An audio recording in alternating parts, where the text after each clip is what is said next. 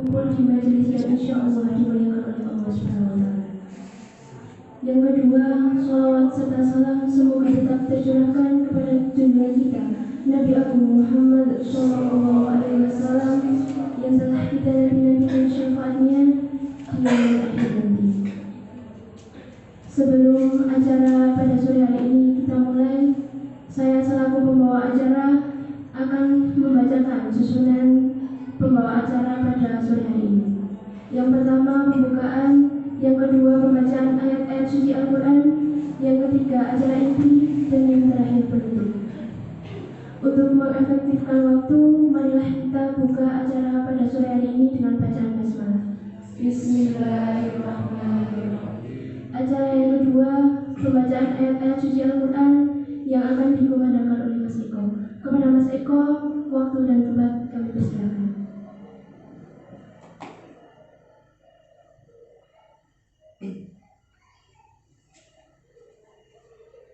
Assalamualaikum warahmatullahi wabarakatuh.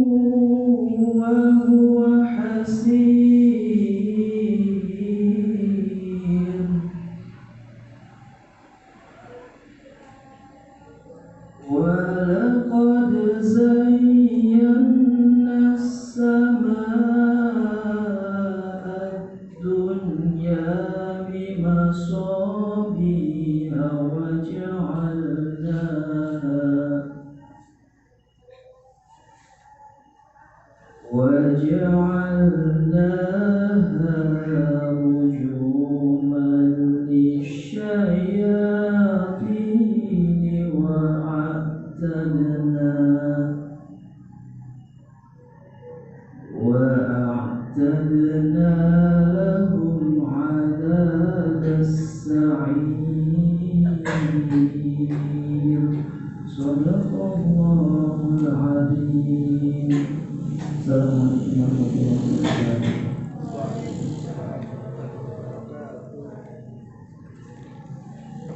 Terima kasih kepada Mas Eko. Semoga yang membaca dan yang mendengar berkat pahala dari Allah Subhanahu wa Ta'ala.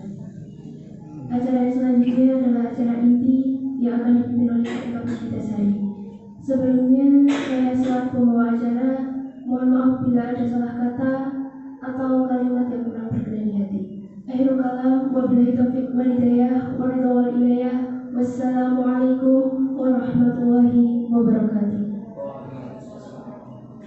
Kepada KI Kampus Vitasari, waktu dan tempat kami persilakan.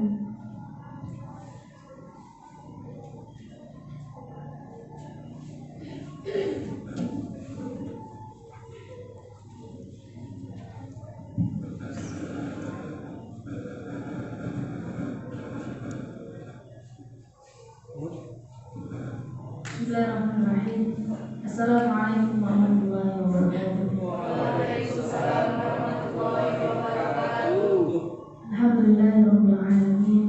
Alhamdulillahilladzi anzala sakinatan fi qulubil mu'minin yazdadu imanan ma'a imanihim.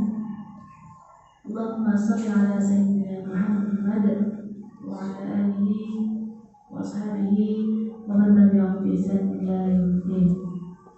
Rabbi shrah li sadri wa yassir li amri wahlul 'uqdatam min lisani yafqahu qawli. Ini apa ya? Biasanya terlalu dekat dengan kaki. Bisa mas?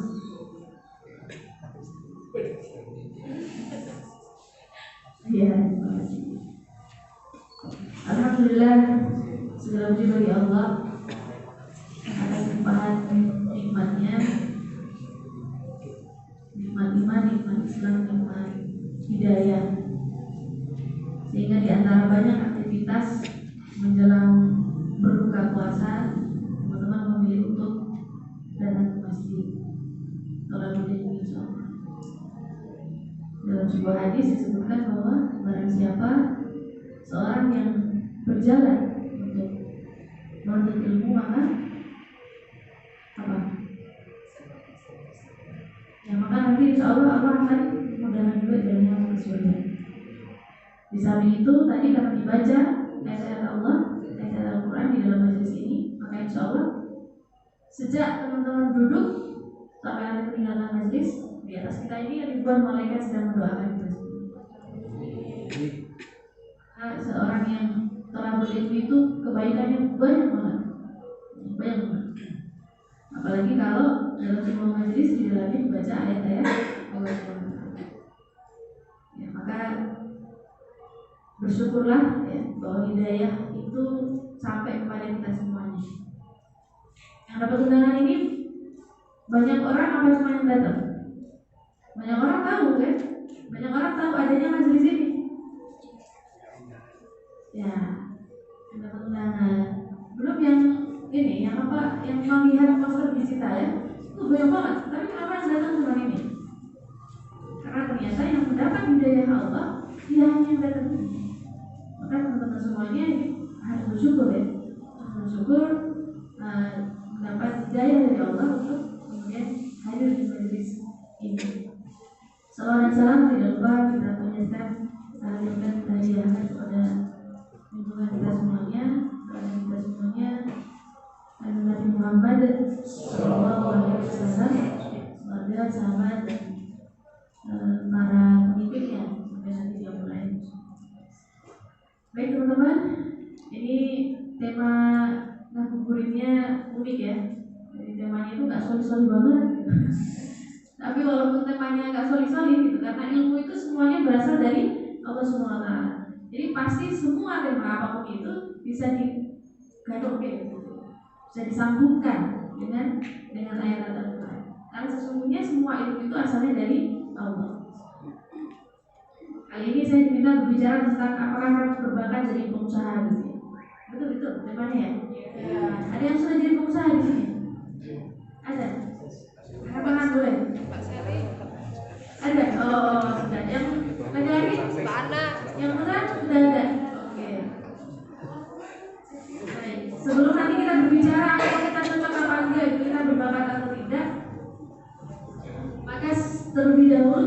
luruskan dulu nih pemahaman kita tentang bakat.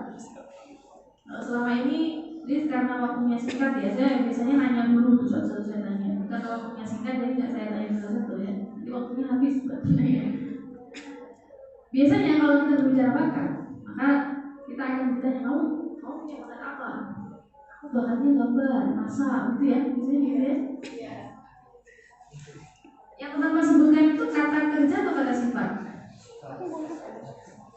Masak, gambar, tulis, kerja ya. Nah, kata kerja.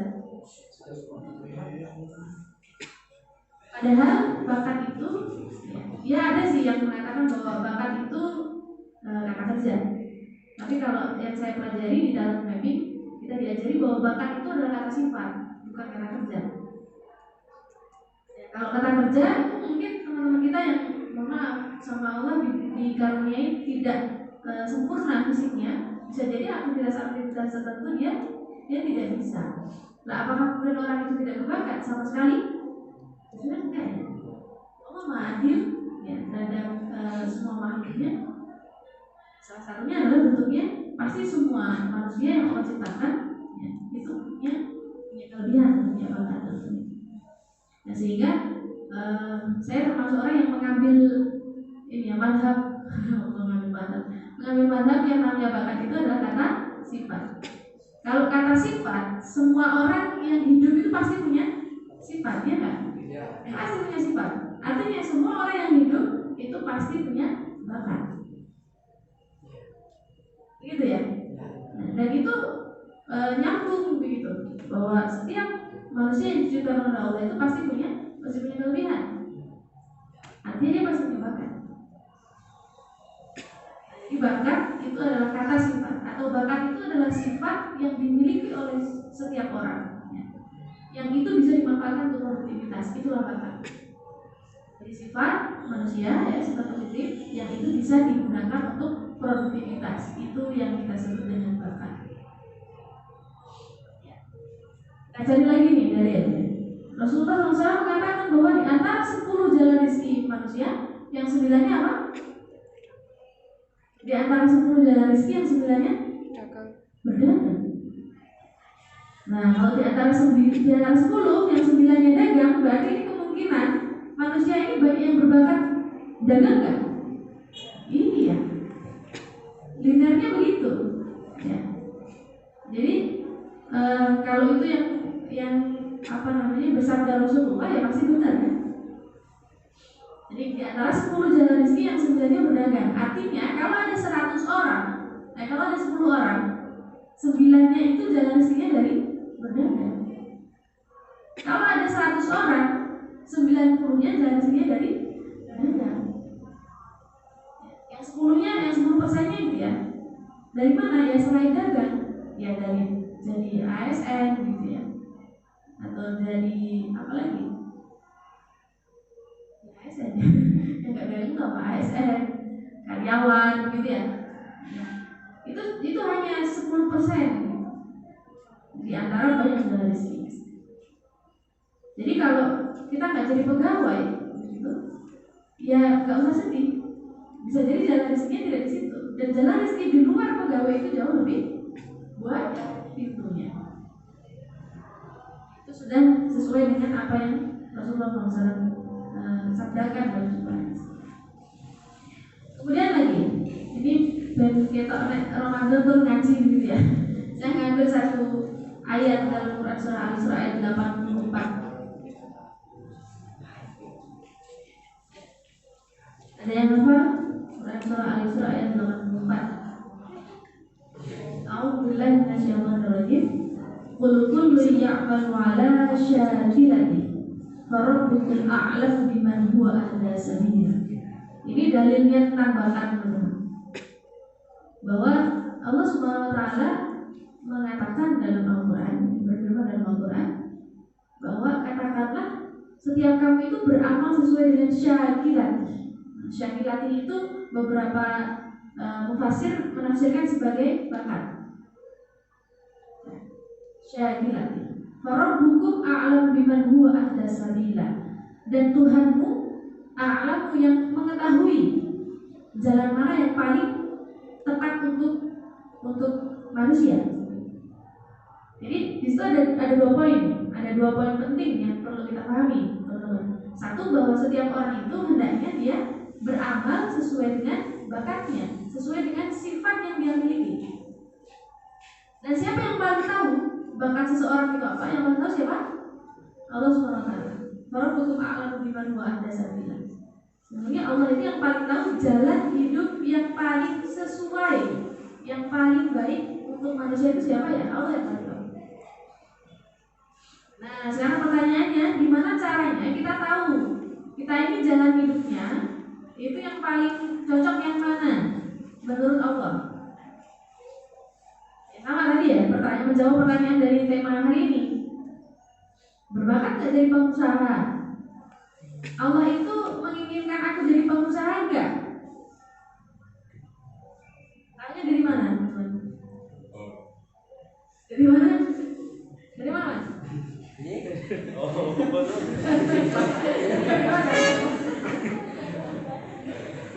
Iya.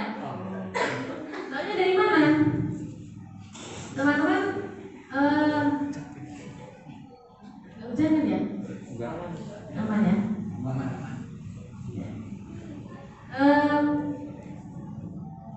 Kalau ada kendaraan ya, rodanya 4, kemudian di dalamnya ada banyak kursinya, itu artinya kendaraan, teman-teman bisa menyimpulkan nggak tujuan dibuatnya kendaraan itu buat apa? Rodanya 4, di dalamnya banyak kursi. Teman-teman bisa tahu nggak dari ciri-ciri itu, teman-teman bisa menebak nggak? Itu dulu yang bikin kendaraan itu membuat kendaraan dengan spesifikasi tadi tujuannya untuk apa? Hah? Penamot, oke, betul. Ya, karena kursinya banyak, gitu kan? Kursinya banyak itu tandanya ini penamot, oke. Terus apa lagi?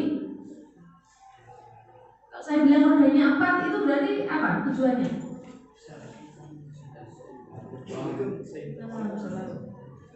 Apa tujuannya? Artinya dia kendaraan itu dibuat untuk transportasi apa? Darat, laut, atau udara? Darat. Kalau kendaraan yang ada rodanya 4, ada kursinya banyak, dipakainya di laut, kira-kira apa yang terjadi? Dia bisa jalan nggak? Bisa dinaikin nggak? Dia nggak bisa. Bisa tapi kelelep ya. Kalau ada kursinya banyak, tapi diisinya cuma 1 orang, apa yang terjadi? Dia mau bazir ya? Nggak kepake banyak kursinya. Kita bisa juga teman-teman dengan ilustrasi tadi ya, kita bisa juga menyimpulkan itu dari diri kita. Kalau tadi mobil, itu kan yang itu kita bisa menyimpulkan, oh dia mobil gitu ya, kira-kira ya. Kalau dari mobil tadi, yang bikin mobil itu ya pabrik mobil, itu yang desain mobil ya. Pasti orang yang bikin sesuatu itu pasti punya tujuan. Aku mau bikin ini, tujuannya buat ini, begitu kan? Nah, manusia aja punya tujuan. Allah nyiptain kita pasti juga punya tujuan. Nah, kita sekarang nebak nih. Allah itu nyiptain kita, tujuannya itu buat apa? Buat jadi apa? Gitu kan? Ya pernah bertanya-tanya gitu nggak? Pernah nggak? Aku bisa sebulan ini, kok ngomong atau bisa gitu? Pernah nggak bertanya gitu? Pernah ya? Nah, kalau yang nggak pernah ya saya mikir berarti. Ya, aku hidup tuh sebenarnya disuruh ngapain sih gitu? Aku tuh hidup sebenarnya yang paling cocok tuh aku jadi apa tuh? Pernah nggak kalau yang sudah bekerja mungkin yang sudah bekerja suatu tempat nggak cocok pindah, nggak suruh pindah itu mungkin sudah mulai berpikir ya, kita jadi cocoknya begitu gitu. Sama ya hidup kita begitu. Kalau barang ini aja gitu ya, kertas ini kenapa dibikinnya batik terus kemudian ada cangkrongannya begini gitu kan, warnanya merah gitu, terus ya bentuknya begini, ini kenapa dibuatnya begitu? Mungkin ada tujuannya kan. Dulu misalnya kalau pakai kardus itu susah dicenteng gitu ya, nggak bisa dicentengin di motor misalnya gitu, akhirnya dia ada gantungan begini. Nah, jadi setiap apa yang dibikin sama manusia itu pasti ada tujuannya. Itu manusia aja ada tujuannya. Kalau Allah ciptain manusia ya. Itu mesti ada tujuannya. Nggak mungkin manusia itu Allah iseng nyiptain manusia, nggak mungkin. Nah, kalau keluarga mungkin iseng gitu. Ya enggak ya, maksudnya iseng. Ya nanti juga iklan yang buat anak coba-coba gitu ya. Gitu. Iya. Jadi Allah pasti punya tujuan nyiptain kita. Terus yang pertanyaan berikutnya adalah kalau berbicara bakat, maka gimana caranya kita nebak sebenarnya Allah itu tujuannya bikin kita itu untuk jadi apa? Kayak tadi mobil tadi ya, kita nebak oh dia punya roda 4, dia ada kursi banyak, dia ada apa, oh kita jadi tahu oh dia untuk angkutan massal. So, nanti kalau ada mobil yang kursinya cuma ada 2, tapi ada belakangnya bentuknya bak gitu, oh berarti dia alat angkut barang. Manusia juga kita bisa menebak begitu. Kita ini punya apa? Kita ini punya apa? Sama Allah kita itu dikasih apa? Yang dikasih apa itu ya bakat tadi, sifat tadi. Sifat manusia itu kan beda-beda ya. Kembar siam itu sifatnya sama apa enggak? Beda ya. Ada yang punya teman kembar bener-bener kembar identik itu ada nggak? Ada nggak? Ada ya. Kalau yang kembar aja beda, berarti yang nggak kembar ya. Yang kembar itu udah hidungnya yang satu pesek yang satu mancung gitu kan. Yang satu rambutnya lurus, yang satu rambutnya bergelombang gitu. Apalagi bicara sifat, wah tambah macam-macam lagi gitu ya. Yang satu senengannya ngongkon, yang satu senengannya dikongkon gitu. Ada begitu? Ada orang yang seneng dikongkon? Wah ada gitu. Kalau suruh ngongkon mungkin rapi-rapi, tapi kalau dikongkon gua langsung gercep gitu. Itu sifat teman-teman. Nah kita bisa nebak sebenarnya Allah itu sebenarnya tujuannya menciptakan kita itu untuk jadi apa? Ya dari situ kita tuh punya sifat apa? Teman-teman bisa identifikasi itu sendiri. Aku tuh sifatnya tadi ya seneng ngongkon wong, idenya banyak, kreatif gitu kan. Terus seneng juga berkenalan dengan orang baru misalnya. Terus pokoknya apa berarti aku punya target misalnya. Itu kan sifat ya. Orangnya harus punya target, senang ketemu orang, senang kenalan sama orang baru. Ini agak maju saja, kasihan yang belakang itu ya yang mas nih, maju mas. Tahu orang nyokot orang maju. Nah itu saya belakang lompat loh masih ada yang datang lagi loh. Nek saya baru datang tapi karena kan isian kan, supaya ini maju.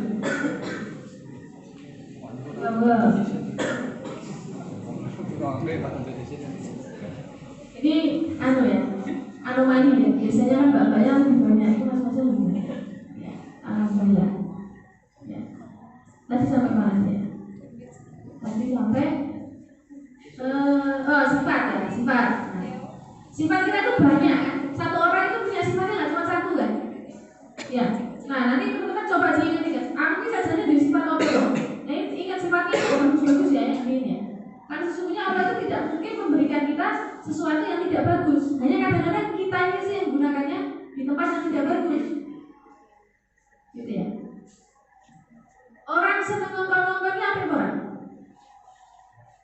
Bagus enggak? Orang yang suka nyuruh, orang yang suka perintah, orang yang galak gitu. Galak itu kan sudah kena ini ya, sudah ada ini dari negatif begitu. Galak itu kan kemudian kita konotasinya negatif ya. Ini bisa. Wah, saya minta tolong ada kerasa di motor saya, itu perlu diamankan. Oh ya siap mas. Mas. Misi mas. Ya buku di buku. Ya suka nyuruh itu bagus apa enggak? Nah, bagus enggak? Bagus enggak? Hah? Enggak. Bisa nah, bisa ya bisa tidak. Kalau bagus mas apa mas? Nah, sholat bagus. Jadi ada pengaruh ininya ya, ada nilai ya, value. Tapi nyuruh itu kalau dia posisinya jadi ketua misalnya, Mas Eko ini kalau dia nggak mau nyuruh anak buahnya, ya orang aku ketua daerah nonton. Karena nyuruh itu bisa jadi dia ditempatkan di kondisi yang pas. Ya. Ketika dia jadi pimpinan, dia nggak mau nyuruh, ya nggak jalan. Begitu kan? Misal lagi, suka nyuruh-nyuruh itu kalau bahasa bangga itu namanya komen. Dia itu suka mengambil kendali. Jadi kalau ada sesuatu yang nggak jelas, dia butuh kejelasan. Jadi yang butuh kejelasan itu nggak cuma cewek ya. Tapi yang cowok tuh ada begitu. Itu kan ada sesuatu yang nggak jelas tuh, ya harus berjelas. Ada cowok yang begitu, ya. Cuma cewek. Saya tuh begitu. Nah, kalau laki-laki yang punya komen kuat itu begitu, tidak suka jadi tidak jelasan. Jadi kalau ada sesuatu kondisi yang nggak jelas, kita jadi pipi atau itu, dia langsung akan ambil alih. Nah, itu ciri-ciri orang yang punya komen kuat, bakat. Misalnya orang yang tegas, gitu. Senang nyuruh, gitu ya. Jadi kalau ada sesuatu yang nggak jelas gitu, dia akan memperjelas situasinya. Kemudian lagi saya tanya, senang ngomong, ya. Pinter berbicara itu apa itu orang? Nah, saya bilang pinter berbicara itu apa itu? Nggak senang ngomong itu apa itu orang? Bagus nggak senang ngomong itu? Pasti ya pasti dong. Iya. Senang ngomong itu akan jadi bagus ketika apa? Ketika dia kemudian memilih profesi jadi pembicara misalnya, jadi pelawak misalnya, cocok gitu. Kalau jadi pelawak dia rasa ngomong gitu tadi. Kayak pantomim ya, kayak campir ya. Gitu. Jadi senang ngomong itu kan sifatnya, senang nyuruh itu kan sifatnya. Ini teman-teman, senang nyuruh, senang ngomong, senang ketemu orang baru. Nah, senang ketemu orang baru itu dolar ngomong ini. Dolar lagi apa orang? Gesai kayak dolar ini kemudian nanti produktif. Jadi bakat itu catatannya di produktif. Senang ngomong bisa di produktif nggak bisa. Senang ngomong dia bisa dibayar karena dia senang ngomong. Dia bisa dibayar karena dolar. Senang dolar bisa dibayar. Itu kalau dia kemudian bisa gadoke antara apa? Antara sifat produktif yang dia miliki dengan profesi. Maka kalau bicara pengusaha, jadi saya di awal mengawali bahwa 9 di antara 10 pintu rezeki itu dari pedagang. Nah, pertanyaannya dagang apa? Nah, itu. Bisa jadi kita bisnis itu berhasil. Jangan-jangan ya tadi itu kita itu sama Allah dikasih roda. Kita bisnisnya di laut, di orang yang berhasil. Jadi kadang-kadang bukan karena bisnis, bukan karena kita nggak berbakat berdagang, bukan. Tapi bisa jadi karena kita salah milih produk. Bisa jadi begitu. Kalau senang ngomong gitu kan, senang ngomong hidupnya akeh gitu kan. Cocoknya bisnis apa? Sales. Tapi sih di sales apa? Sih jenenge apa? Nah, karena dia idenya banyak, bisa jadi yang dia jual ya hanya idenya saja. Dia nekon jadi sales, sebenarnya seneng ngomong, tapi dia jadi sales kosmetik misalnya. Lah dia nanti karena idenya banyak, ketika dia menjelaskan konsumen, Pak ini loh Pak, parfum ini bagus sekali, dia tahu nama. Nah, tapi karena idenya banyak, dia jadi, tapi loh Pak itu sebenarnya dia bisa jadi laku gitu. Karena sekarang di kepalanya itu kan kemudian idenya banyak bermunculan. Ini parfum itu bagus, tapi menurut dia ini harusnya kemasannya itu nggak begini, dia harusnya begini. Karena dia idenya banyak, ya jadi sales buat produknya orang yang nggak aku, karena dia akan tahu kekurangannya dan dia akan sampaikan. Jadi kita bukan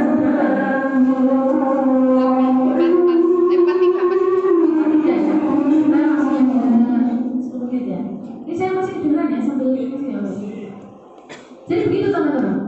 Kalau bicara kita berbakat orang yang dalam berbisnis itu perlu dicocokin. Satu kita punya sifat apa? Tapi kalau melihat dari 9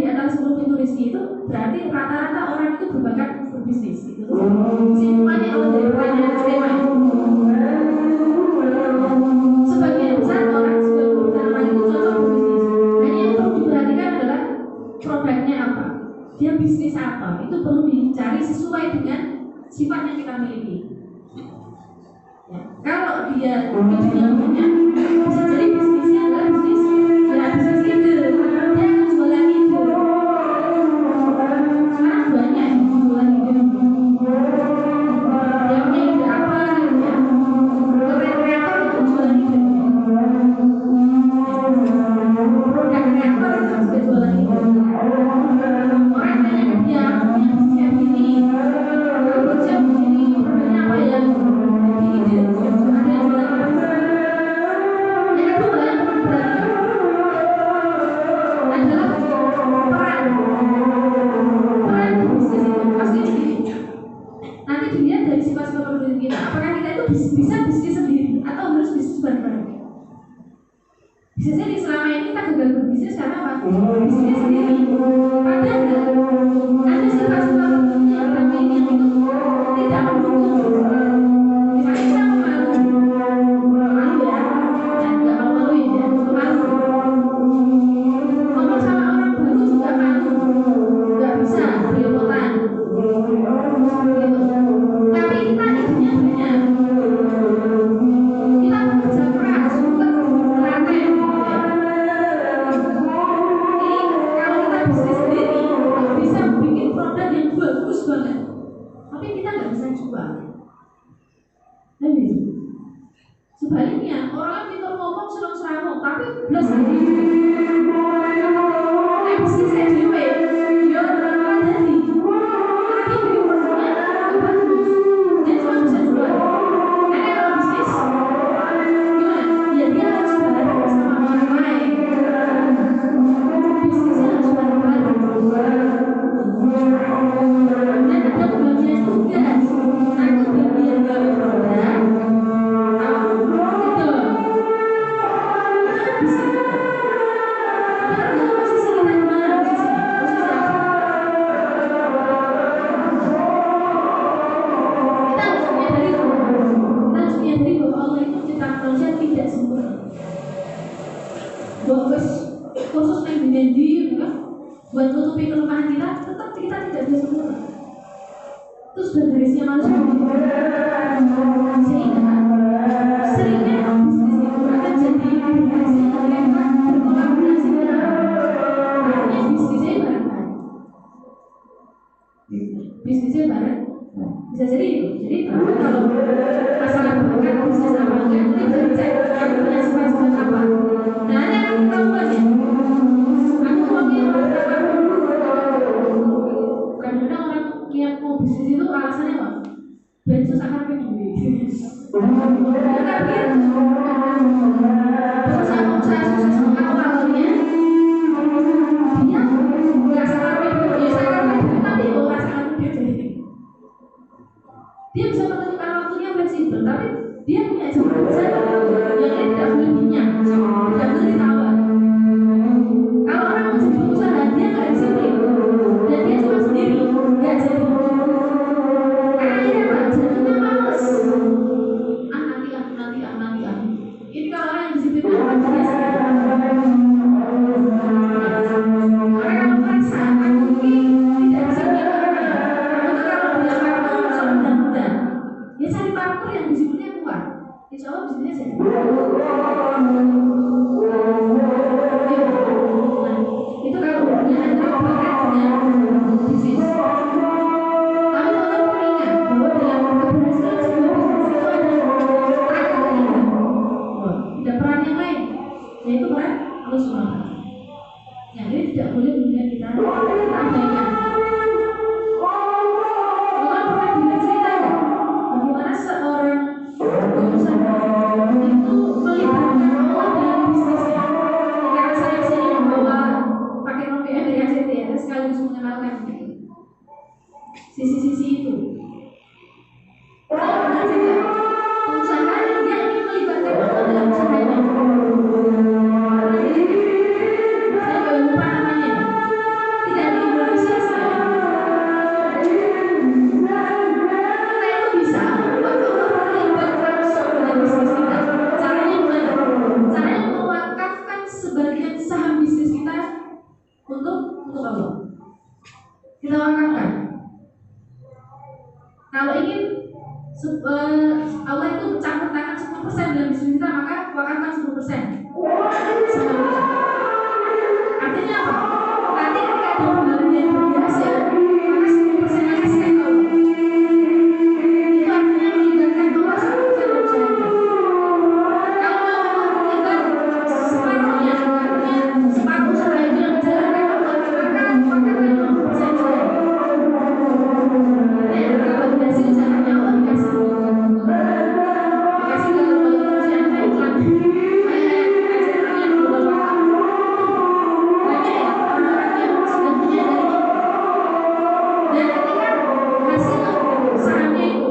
Hasil keuntungannya dibagi sama Allah, itu usaha bukan kemudian malah semakin turun, tapi justru semakin berkembang. Karena apa? Karena Allah ikut campur dalam usahanya.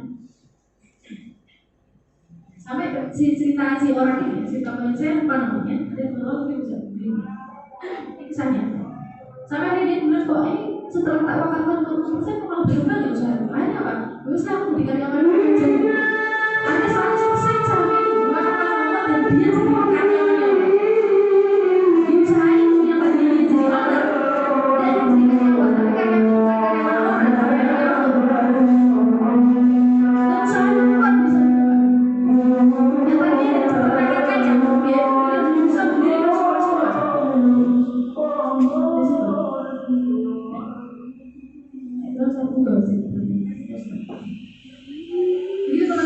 Jadi faktor yang kesekian ya, selain bakat, selain usaha-usaha teman-teman, maka faktor yang lain adalah faktor pemerintahan Allah SWT. Ini tidak boleh ditolak. Walaupun sedikit teman-teman, kita berkomitmen dalam bisnis itu, kita awali dengan aku berkomitmen 5% usahaku ini nanti tak kasih ke Allah. Awakafkan ke Allah. Allah tidak butuh itu sebenarnya. Ini kita yang butuh. Biar usaha kita dibantu sama Allah. Nanti begitu ada keuntungan yang berbagi juga, tapi misalnya 5% nya ini jangan lupa kasih ke Allah, diwakafkan ke lembaga wakaf. Kalau diwakafkan ke Allah itu duit tidak boleh berkurang, tidak boleh bertambah. Begitu. Jadi ada faktor melibatkan Allah dalam bisnis kita. Itu insya Allah bisnis kita akan menjadi lebih berkah, lebih berkembang. Insya Allah. Itu dan Allah itu menyukai sesuatu yang kontinu walaupun sedikit. Malah kayak 50% ini paling aku saya ya, 1.000 dicemplung misalnya, taruh di celeng. Nanti setelah sebulan, setelah berapa waktu kemudian itu dibawa ke lembaga wakaf. Ini wakafku usahaku sampai serahkan. Dan teman-teman coba ketika mencoba itu ya rasakan perbedaannya dengan ketika belum melibatkan Allah dalam usaha. Itu mungkin dari saya. Setelah ini masih ada waktu sampai kira-kira berapa ya? 5 menit ya. Untuk kalau mau ada yang ditanyakan boleh. Masih ada waktu sampai nanti alarm berbunyi ya. Alarm yang dibuat kayaknya sudah bunyi belum? Begitu dari saya. Semoga ada manfaat yang bisa diambil. Dan apabila ada kata-kata yang kurang berkenan mohon dimaafkan. Saya akhiri. Assalamualaikum warahmatullahi wabarakatuh. Waalaikumsalam warahmatullahi wabarakatuh. Silakan kalau ada yang mau bertanya.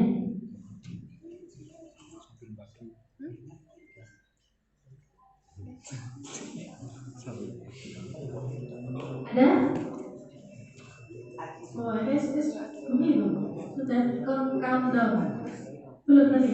Belum, baru 38. Mau sambil dibagi juga boleh? Iya, itu aja ya. Ya. Atau mau ganti format? Ganti format melingkar atau? Melingkar. Ya. Boleh. Yang babak ada di sini mbak, nanti biar paketnya bisa.